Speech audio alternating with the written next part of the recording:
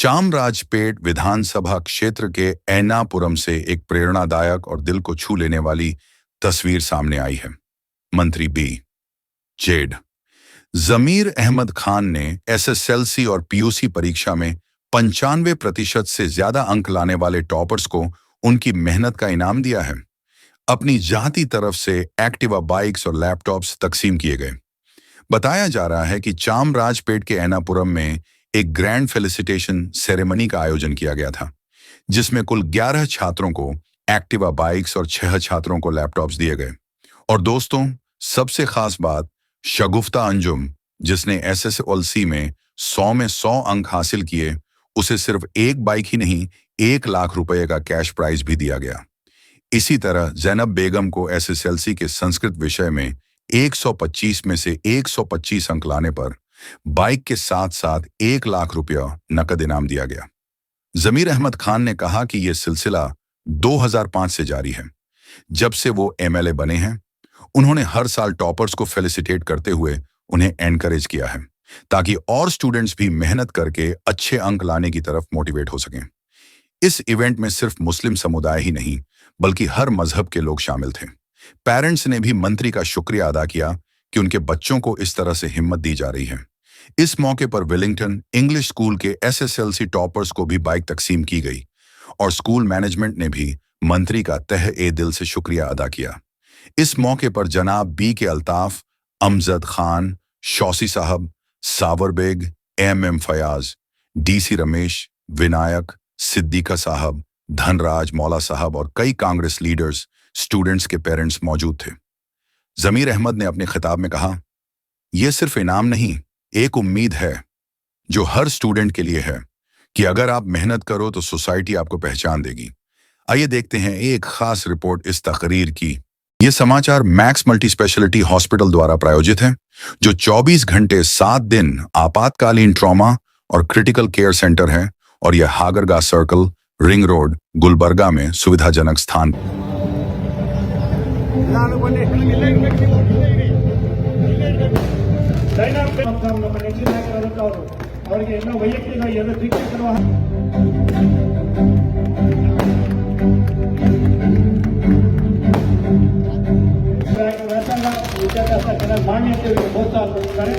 ಇವರೆಲ್ಲ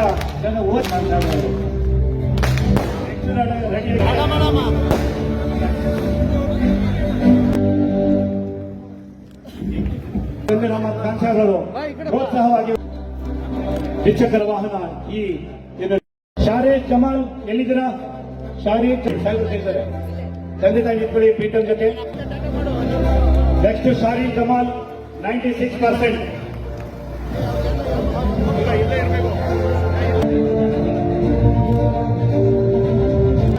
ಮುಂದೆ ಒಳ್ಳೆ ವ್ಯಾಸಂಗ ಮಾಡಿ ಒಳ್ಳೆ ಹುದ್ದೆಯಲ್ಲಿ ಸೇರ್ಕೊಳ್ಳಿ ಅಂತ ನಾವು ಆಶಿಸ್ತೀವಿ. ಎಲ್ಲರೂ ಜೋರಾಗಿ ಚಪ್ಪಾಳೆ ತಟ್ಟಿ. PUC ಸೆಕೆಂಡ್ ಇಯರ್ ಅಲ್ಲಿ ಅವರಿಗೆ ಬಹುಮಾನ ಒಂದು ದ್ವಿಚಕ್ರ ವಾಹನ, ತಮ್ಮ ತಂದೆ ತಾಯಿ ಜೊತೆ ಮೇಲೆ ಬನ್ನಿ. ಅವ್ರಿಗೂ ಸಹ ಒಂದು ದ್ವಿಚಕ್ರ ವಾಹನ ಹಾಗೂ ಲ್ಯಾಪ್ಟಾಪ್ ಅನ್ನು ನೀಡುತ್ತಿದ್ದಾರೆ PUC ಮಕ್ಕಳಿಗೆ. ಹುಷಾರಾಗಿತ್ತು ಎಕ್ಸಾಮಿನೇಷನ್ ಈ PUCಯಲ್ಲಿ. ಆದರೂ 97.33% ನಾನು ತೇರ್ಗಡೆ ಆಗಿದ್ದಾರೆ. ಬೀಜ ಸಮೀರ್ ಅಹಮದ್ ಸಾಹೇಬರು ಅವರಿಗೆ ಹರಿಸ್ತಿದ್ದಾರೆ. ಸುಷ್ಮಿತಾ ಎಲ್ಲಿದ್ದೀರಾ? ಎಲ್ಲ ಜೋರಾಗಿ ಚಪ್ಪಾಳೆ ತಟ್ಟಿ ಒಂದು ದ್ವಿಚಕ್ರ ವಾಹನ ಹಾಗೂ ಒಂದು ಲ್ಯಾಪ್ಟಾಪ್ ಅನ್ನ ಕೊಡ್ತಿದ್ದಾರೆ. ನಮ್ಮ ನೆಚ್ಚಿನ ನಾಯಕರು ಬೀಜ ಸಮೀರ್ ಅಹಮದ್ ವಾಹನವನ್ನು ನೀಡುತ್ತಿದ್ದಾರೆ. ಎಲ್ಲ ಜೋರಾಗಿ ಚಪ್ಪಾಳೆ ತಟ್ಟಬೇಕಂತ ನಾನು ಕೇಳ್ಕೊಡ್ತೀನಿ. ಮಸೂದ್ ಹಿಂದೆ ಬನ್ನಿ, ಹಿಂದೆ ಬನ್ನಿ ಸ್ವಲ್ಪ.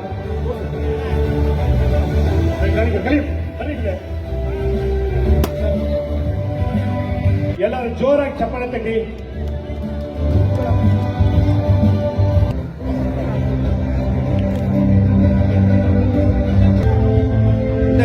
ಬಂದ್ಬಿಡು. ಅಹಮದ್ ಖಾನ್ ಸಾಹೇಬರು ಒಂದೆರಡು ಮಾತಾಡ್ಬೇಕಂತ ನಾನು ಕೇಳ್ಕೊಡ್ತೀನಿ. ದಯವಿಟ್ಟು ಶಾಂತಿ ಚಿತ್ತರಾಗಿ ಅವ್ರ ಮಾತನ್ನು ಕೇಳ್ಬೇಕಂತ ನಾನು ಕೇಳ್ಕೊಡ್ತೀನಿ. ಎಲ್ಲರಿಗೂ ನನ್ನ ನಮಸ್ಕಾರಗಳು. ಅಸ್ಸಲಾಮು ಅಲೈಕುಂ ರಹಮತುಲ್ಲಾಹಿ ಬರ್ಕಾತಹು. ಜೈ ಭೀಮ್, ಜೈ ಭೀಮ್, ಜೈ ಜೈ ಭೀಮ್.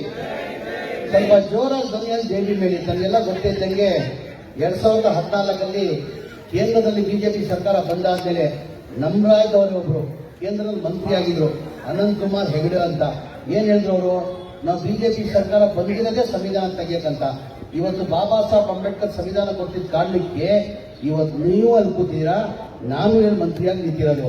ಇವತ್ತು ಮಕ್ಕಳಿಗೆ 2 ವೀಲರ್ ವೆಹಿಕಲ್ನು ಆ ಸಂವಿಧಾನ ಅಡಿಯಲ್ಲೇ ನಾವು ಕೊಟ್ಟಿರೋದು. ಹಾಗಾಗಿ ನಮ್ಮ ಕರ್ತವ್ಯ ಆಗ್ತಾನೆ. ನಾವೆಲ್ಲ ಜೋರಾದ ಧ್ವನಿಯಲ್ಲಿ ಜೈ ಭೀಮ್ ಹೇಳೋದು. ಜೈ ಭೀಮ್, ಜೈ ಭೀಮ್, ಜೈ ಜೈ ಭೀಮ್.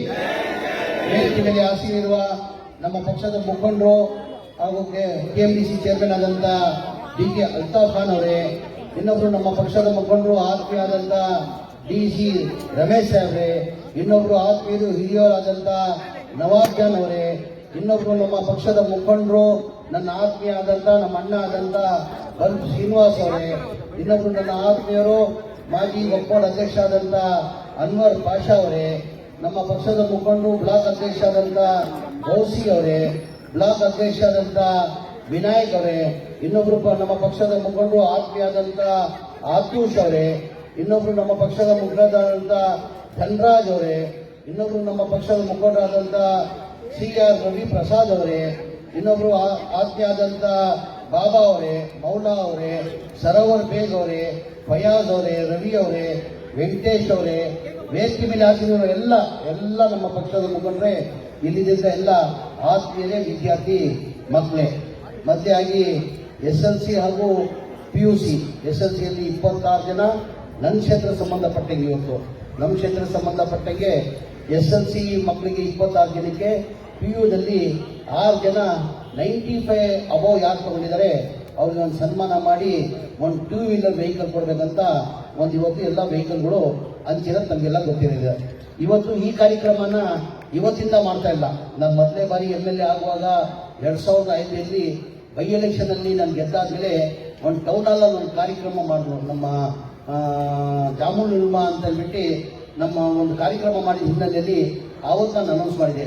ಏನಕ್ಕಂದ್ರೆ ಶಿಕ್ಷಣ ಎಷ್ಟು ಮುಖ್ಯ ಅಂತ ನನ್ಗೆ ಗೊತ್ತಿದೆ. ಇವತ್ತು ಸರ್ಕಾರದಲ್ಲಿ ನಾನು ಮಂತ್ರಿ ಆಗಿದ್ದೀನಿ. ಭಗವಂತ ನನ್ನ ಕನಸಲ್ಲೂ ನಾನು ಯೋಚನೆ ಮಾಡಿರಲಿಲ್ಲ ನಾನು 5 ಬಾರಿ MLA ಆಗ್ತೀನಿ, 3 ಬಾರಿ ಮಂತ್ರಿ ಆಗ್ತೀನಿ ಅಂತ ನನ್ನ ಕನಸಲ್ಲೂ ಯೋಚನೆ ಮಾಡಿಲ್ಲ. ದೇವರು ನನ್ನ ನೀವೆಲ್ಲ ಆಶೀರ್ವಾದ ಇಲ್ಲ, ನೀವೆಲ್ಲ ಮತ ಕೊಟ್ಟಿದ್ದ ಕಾರಣಕ್ಕೆ ಇವತ್ತು ನಾನು MLA ಆಗೋಕ್ಕೂ ಸಾಧ್ಯ ಆಯಿತು 5 ಬಾರಿ, 3 ಬಾರಿ ಇವತ್ತು ಮಿನಿಸ್ಟರ್ ಆಗೋಕ್ಕೆ ಸಾಧ್ಯ ಆಯಿತು. ಅಂದರೆ ಎಲ್ಲೋ ಒಂದು ಕಡೆ ಮನಸ್ಸಲ್ಲಿ ನನಗೆ ಯಾವಾಗ ನೊಂದ್ಕೊಳ್ತಾ ಇರ್ತೀನಿ ನಾನು. ಏನಕ್ಕಪ್ಪ ಅಂದರೆ ದೇವರೇ ನೀನು ಎಲ್ಲ ಥರ ನನಗೆ ಕೊಟ್ಬಿಟ್ಟೆ, MLA ಮಾಡಿದೆ, ಮಿನಿಸ್ಟರ್ ಮಾಡಿದೆ, ನಾನು ಕೇಳಿದಲ್ಲೇ ಕೊಟ್ಟೆ, ವಿದ್ಯಾಭ್ಯಾಸ ನನಗೆ ಆಗಿಲ್ಲ ಅಂತ ಅಂದ್ಬಿಟ್ಟು ನಾನು ಅವಾಗ ನೊಂದ್ಕೊಳ್ತಾ ಇರ್ತೀನಿ. ನಾನೇನು ನೊಂದ್ತಾ ಇದ್ದೀನಿ, ನನ್ನ ಮಕ್ಕಳು ನೊಂದ್ಬಾರ್ದು ಅಂತ ಹೇಳ್ಬಿಟ್ಟು 2005ರಲ್ಲಿ ಮೊದಲನೇ ಬಾರಿ MLA ಆಗುವಾಗ ನಾನು ಘೋಷಣೆ ಮಾಡಿದ್ದಾರೆ. ಯಾರು ನಮ್ಮ ಮಕ್ಕಳು 95% ಅಬೋ SLC ತಗೊಂತಾರೆ. ಏನಕ್ಕಂದ್ರೆ SLC ಅವ್ರನ್ನ ಏನಕ್ಕೆ 2 ವೀಲರ್ ಕೊಡ್ತೀವಿ, PUC ಏನಕ್ಕೆ 2 ವೀಲರ್ ಕೊಡ್ತೀವಿ ಅಂದ್ರೆ ಮನುಷ್ಯ ಏನಾರು ಅವ್ನು ಆಗ್ಬೇಕಾದ್ರೆ IAS ಇರಲಿ, IPS ಇರಲಿ, KS ಇರಲಿ, ಇಂಜಿನಿಯರ್ ಇರಲಿ, ಡಾಕ್ಟರ್ ಇರಲಿ, ಚಾರ್ಟೆಡ್ ಅಕೌಂಟೆಂಟ್ ಇರಲಿ, ಅವ್ನು ಏನಾಗಬೇಕಾದ್ರೆ ಏನಾಗ್ತದೆ 3 ಮೆಟ್ಲು ಹತ್ಬೇಕಾಗ್ತದೆ. ನಾವು ಮೊದಲೇ ಆಗಿ 7th ಸ್ಟ್ಯಾಂಡರ್ಡ್ ಪಾಸ್ ಆದ್ರೆ ಏನಾಗ್ತದೆ, 7th ಸ್ಟ್ಯಾಂಡರ್ಡ್ ಪಾಸ್ ಆಗ್ಬೇಕಾಗ್ತದೆ. ಅವಾಗ ಹೈಸ್ಕೂಲ್ ಹೋಗ್ತಾನೆ, 8th 9th ಪಾಸ್ ಆಗ್ತದೆ. ಅದಾದ್ಮೇಲೆ 10th ಸ್ಟ್ಯಾಂಡರ್ಡ್ ಕಂಪಲ್ಸರಿ. ಆ 10th ಸ್ಟ್ಯಾಂಡರ್ಡ್ ಪಾಸ್ ಆದ್ರೆ ಏನಾಗ್ತದೆ 2ನೇ ಮೆಟ್ಲು ಹತ್ತಂಗೆ. 3ನೇ ಮೆಟ್ಲು ಯಾವ್ದಪ್ಪ ಅಂದ್ರೆ ಫಸ್ಟ್ ಇಯರ್ PUC ಅಷ್ಟಿಲ್ಲ, ಹೆಂಗೋ ಪಾಸ್ ಆಗ್ಬಿಡ್ತಾರೆ. ಸೆಕೆಂಡ್ ಇಯರ್ PUC ಪಾಸ್ ಆದ್ರೆ ಆಮೇಲೆ ಅವ್ರ ತೀರ್ಮಾನ, ಅವ್ನು ಇಂಜಿನಿಯರ್ ಆಗಬೇಕು, ಡಾಕ್ಟರ್ ಆಗಬೇಕು, IPS ಆಗಬೇಕು, ಚಾರ್ಟೆಡ್ ಅಕೌಂಟೆಂಟ್ ಆಗಬೇಕು, ಏನ್ ಇಂಜಿನಿಯರ್ ಆಗಬೇಕು, ಅವ್ನು ತೀರ್ಮಾನ ಮಾಡಬೇಕಾಗಿದೆ. ಅಂದ್ರೆ ಎಲ್ಲಕ್ಕಿಂತ ಮುಖ್ಯ ಈ 3 ಮೆಟ್ಲು ಬಹಳ ಮುಖ್ಯ. 7th standard, SLC, second year PUC. ಅದಾದ್ಮೇಲೆ ಅವ್ನು ಏನಾಗ್ತಕ್ಕಂಥ ಆಗಿ ತೀರ್ಮಾನ ಮಾಡೋಕ್ಕೂ ಸಾಧ್ಯ ಆಗ್ತದೆ. ಆ ಹಿನ್ನೆಲೆಯಲ್ಲಿ ಇಡೀ ರಾಜ್ಯದಲ್ಲಿ ನನ್ನ ಕ್ಷೇತ್ರಕ್ಕಿಲ್ಲ. ಮೊನ್ನೆ ನಾನು ಜಿಲ್ಲಾ ಉಸ್ತುವಾರಿ ಮಂತ್ರಿ, ನಾನು ವಿಜಯನಗರದಲ್ಲಿ ಇದ್ದೀನಿ, ಬಳ್ಳಾರಿಯಲ್ಲಿ ಇದ್ದೀನಿ. ಮೊನ್ನೆನೂ ನಾನು ಬಹಳ ಸಂತೋಷ, ಖುಷಿಯನ್ನ ತಂತು. ನಮ್ಮ ವಿಜಯನಗರ ಜಿಲ್ಲೆಯಲ್ಲಿ ಒಬ್ಬ ಕರ್ನಾಟಕಕ್ಕೆ PUCಯಲ್ಲಿ ಟಾಪರ್ ಬಂದಿದ್ದಾಳೆ. 625ಗೆ 625 ತಗೊಂಡಿದೆ. ಅಂದ್ರೆ ಆ ಮಗು ಯಾರು, ಬಹಳ ಬಡತನ ಅವಳಿಗೆ. ಅವ್ರ ತಂದೆ ಅವರು ಲಾರಿ ಡ್ರೈವರ್ ಆಗಿ ಆ ಮಗಳಿಗೆ ಅಷ್ಟು ಓದಿಸೋರಿಲ್ಲ ಅಂತ ಹೇಳ್ಬಿಟ್ಟು ಅವಳನ್ನು ಸನ್ಮಾನ ಮಾಡಿ 5 ಲಕ್ಷ ರೂಪಾಯಿ ಬಹುಮಾನ ಕೊಟ್ಟೆ. ನಾನು 5 ಲಕ್ಷ ಬಹುಮಾನ ಕೊಟ್ಟು ಒಂದು 2 ವೀಲರ್ ವೆಹಿಕಲ್. ಏನಕ್ಕೆ ಇದೆಲ್ಲ ಮಾಡ್ತಾ ಇದ್ದೆ ಅಂದ್ರೆ ಮುಂಚೆ ಮಕ್ಕಳಿಗೆ ಎನ್ಕರೇಜ್ ಮಾಡೋಕ್ಕೆ. ಯಾರೋ ಒಂದು ಮಗು ಬಂದಿತ್ತು, ಸರ್ ನಾನು ನಿಮ್ಮ ಕ್ಷೇತ್ರದಲ್ಲೇ ಈ ಏರಿಯಾದಲ್ಲೇ ನಾನು 94% ತಗೊಂಡಿದ್ದೀನಿ, ನನ್ನ 2 ವೀಲರ್ ವೆಹಿಕಲ್ ಸಿಕ್ಕಿಲ್ಲ ಅಂತ. ಇಲ್ಲಮ್ಮ ಅಬೌಟ್ 95 ಯಾರು ತಗೊಂಡಿದ್ದಾರೆ ಅವ್ರು ಮಾತ್ರ ಕೊಡೋಂತ. ಅಂದ್ರೆ ಇದು ಏನಕ್ಕೆ ಕೊಡ್ತಾ ಇದೆ ಅಂದ್ರೆ ನನ್ನ ಕ್ಷೇತ್ರದಲ್ಲಿ ಅಟ್ಲೀಸ್ಟ್ ನಾನು MLA ಆಗಿದ್ದೀನಿ, ನನ್ನ ಕರ್ತವ್ಯ ಆಗ್ತದೆ, ನನ್ನ ಧರ್ಮ ಆಗ್ತದೆ. ನನ್ನ ಕ್ಷೇತ್ರದಲ್ಲಿ ವಿದ್ಯಾಭ್ಯಾಸದಲ್ಲಿ ಎಜುಕೇಶನ್ ಅಲ್ಲಿ ಮುಂದೆ ಬಲ್ಲ ಕಾರಣಕ್ಕೆ ನಾನು ಇದೆಲ್ಲ ಮಾಡ್ತಾ ಇರೋದು.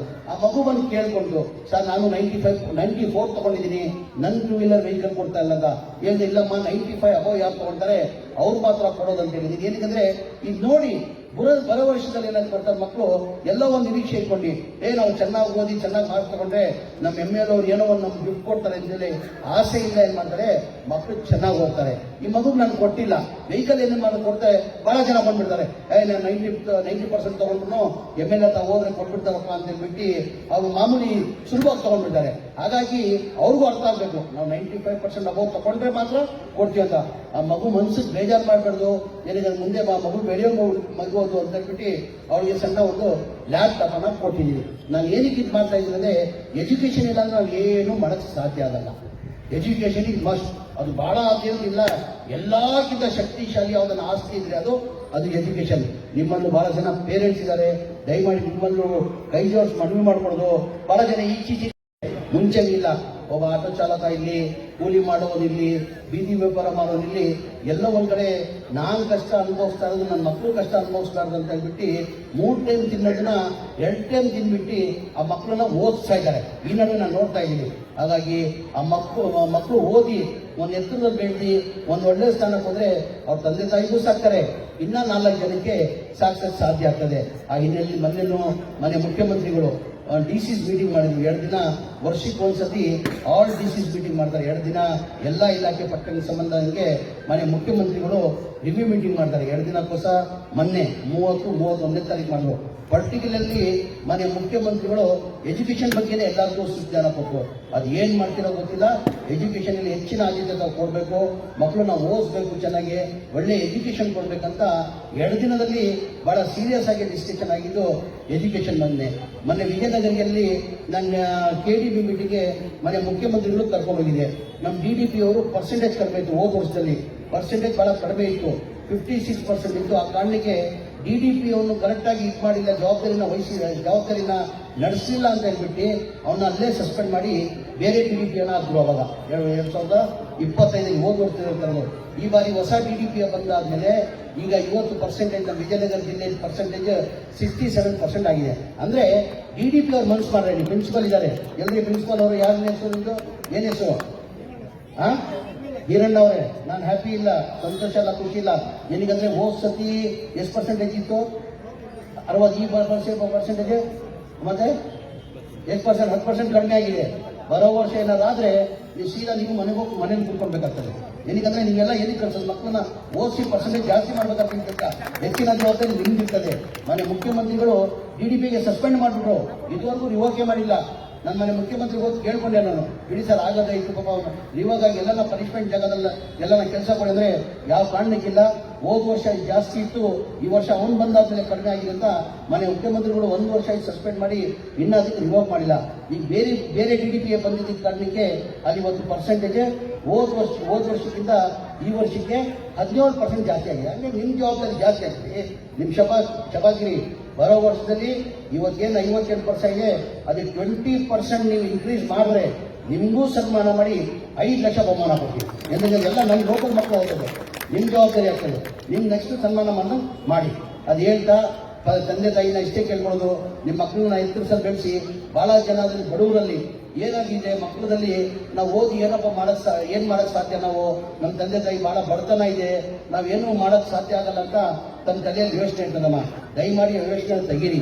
ಯಾರು ಹುಟ್ಟುವಾಗ ನಾವು ತಂದೆ ತಾಯಿ ನಾವು ಏನು ಹುಟ್ತೀವಿ ನಾವು ಆ ಹುಟ್ಟುವಾಗ ಏನಾಗ್ತದೆ, ದೇವ್ರು ಏನ್ ಮಾಡ್ತಾರೆ, ಹಣೆ ಬರ ಬಡಿತಾನೆ.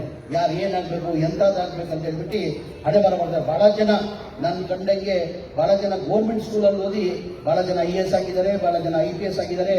ಅದೆಲ್ಲ ಬಿಟ್ಟು ನೀವು, ನಾನು ಒಂದು ಮಾತು ಹೇಳ್ತೀನಿ, ಇವತ್ತು ನಮ್ಮ ದೇಶದ ನಮ್ಮ ನಾಯಕರು, ನಮ್ಮ ರಾಜಕೀಯ ಗುರುಗಳು ಯಾರಲ್ಲ ಅಂದ್ರೆ ನನ್ನ ಸನ್ಮಾನ್ಯ ದೇವೇಗೌಡರು ಅಂತ ಹೇಳೋದು.